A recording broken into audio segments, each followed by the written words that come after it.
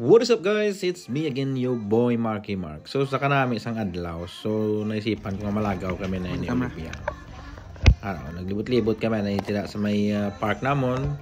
So naisipan ko nga to lami magadto sa park ako. Abe magadto sa park. Sabi ate ang cellphone mo be kay wala ta sang tripod.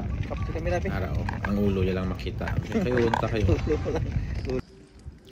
No, lang tablan yung guys. So kanami isang langit blue gid. Ara na sa excited na sa. Nami kay init pero ang dapyas ng hangin katugnaw. No, nami isang mga puno o green gid. Nami.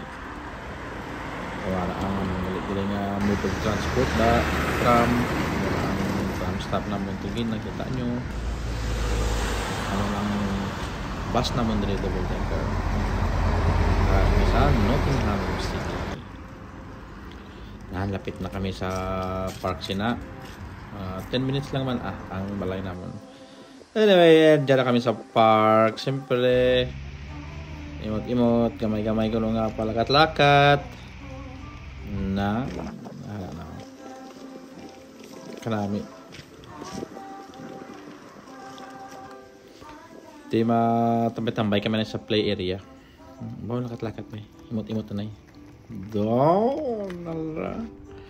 patulog na kay na tuyo na sa namian siguro kay tama ka abi ka tugnaw sang hangin nami dapya sang hangin na amon nga relax lang. Ti ako yaga pangitagi ko time bisan isa o 2 oras lang ang mag-spend time kay Olivia. Kaya ang duty ko 6 PM hasta alas 4 sa kaagahon. So gabugta ako 11. Bantay sa iya, hinapatulog na si Mrs. Kay kapoy man na siya mo. Siyempre, muna niyang life natin busbulos lang. Okay, thank you for watching. Bye!